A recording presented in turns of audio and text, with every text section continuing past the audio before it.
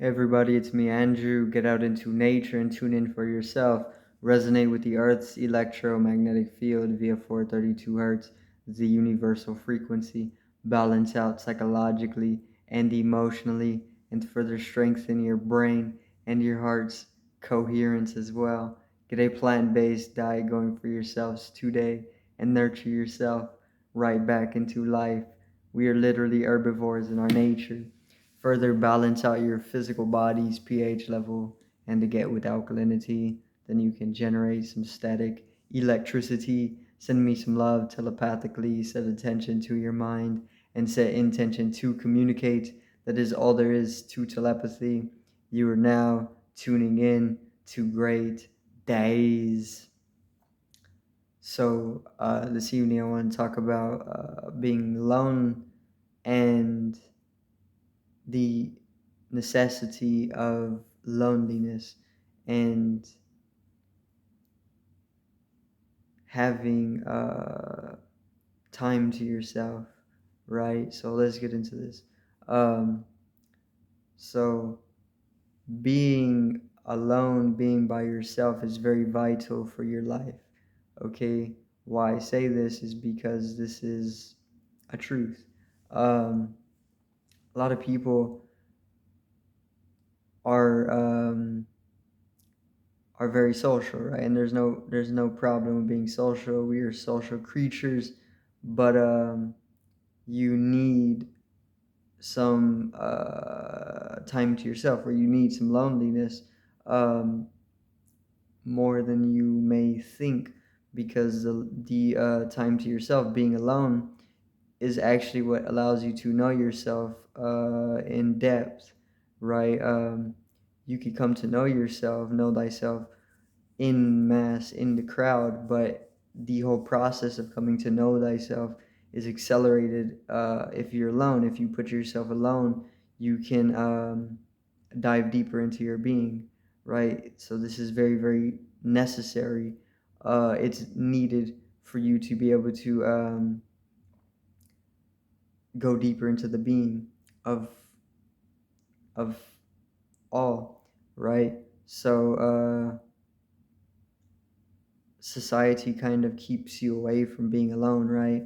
A lot of people are naturally like this. They like to be alone, but society is like overcrowding, and there's not too much uh, property that you can actually get where there's not another person uh, very, very far off, like miles away.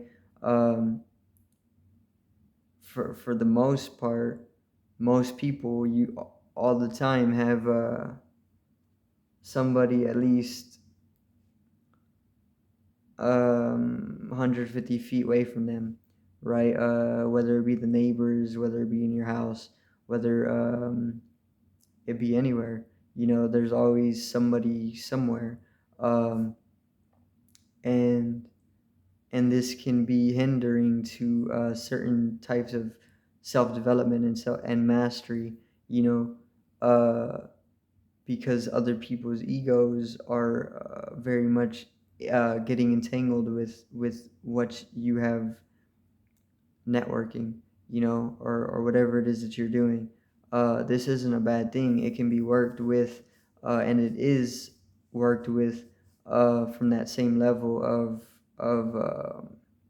omniscience. But if you want to go deeper into mastery, it most definitely calls for you to be completely isolated, you know, um, and there's like a certain part, or there's a certain let me see, there's a certain time of one's progression that calls for your isolation, you know. And this is where you have to go out, you have to go alone, you have to go by yourself, and you have to kind of spend time with yourself, you know.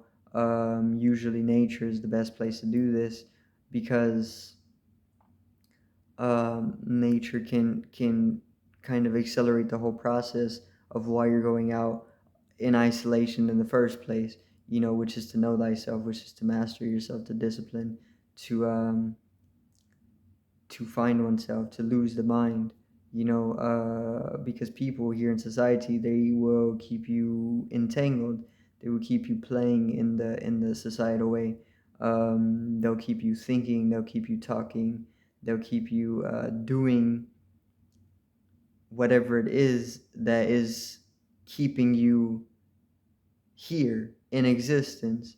You know, but the minute you're able to isolate yourself for years at a time, or maybe just months, whatever it be, without talking to another person, um, and without even talking, period, as much as you can, the more that energy kind of it kind of builds up, and the more that you avoid using the word, the more that the world is going to cease to exist for you, you know. So the more time that you're able to avoid involving yourself in the world, the more that you're going to be able to come into a cessation of worldliness, and the cessation of worldliness is an integral step in one's own mastery, only due to the fact that the world is unprogressive in its nature, and it is kind of unessential, you know.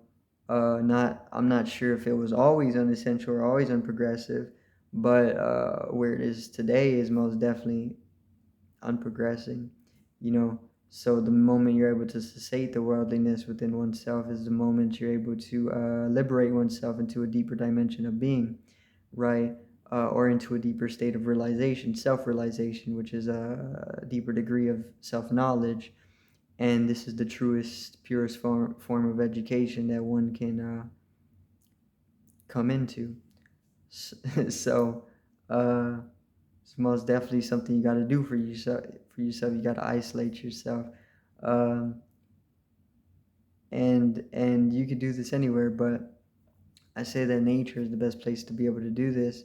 And there's plenty of places out in maybe like the jungle where they have various different places where people can stay for months at a time, to be able to do this thing, which is most definitely what is needed for the person who is looking to deepen their experience of life overall. Because the whole thing is that the longer you stay here in the world, the more that you become very dull, and unsaturated, and impotent, and but of course this is just how society conditions you to be, so that you become more robotic, and more slavery or slave like, more mechanistic, so they can use you as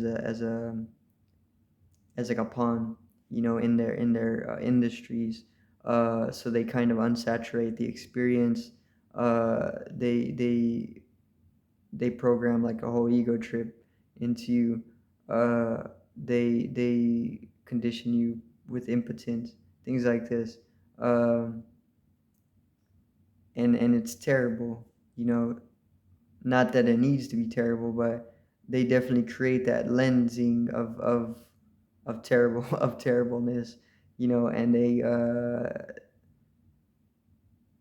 they kind of like push people into looking looking through this lensing, right?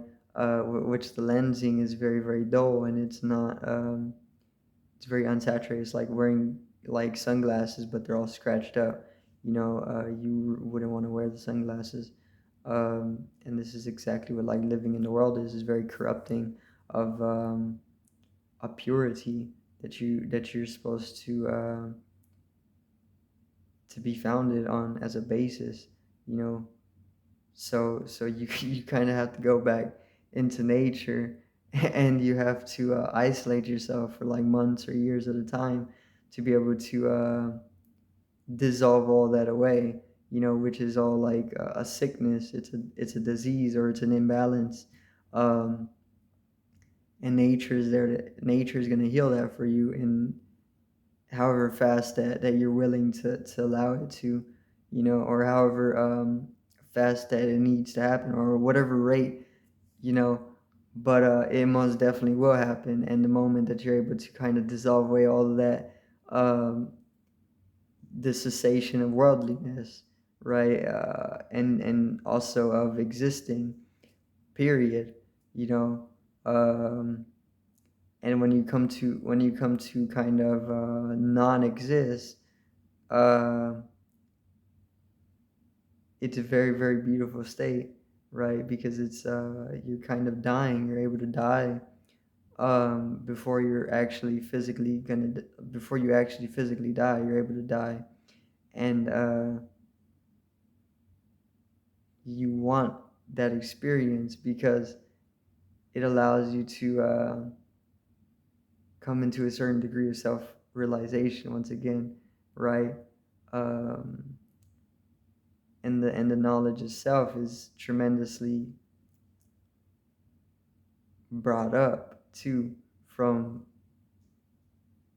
what it was previously at, once you had the worldliness attached to you. Worldliness is not a bad thing, uh, but it's corrupting. So you have to go and make the ultimate cleanse for yourself so that you can come back, if you choose to, come back into the world and and light the flame for others, and go throughout that whole process of spreading the knowledge on self in a time where it's not as abundant as it once was, you know. And then the world slowly comes into that itself, and and it's kind of can change the whole nation like that, right? Or you can change the way society is. So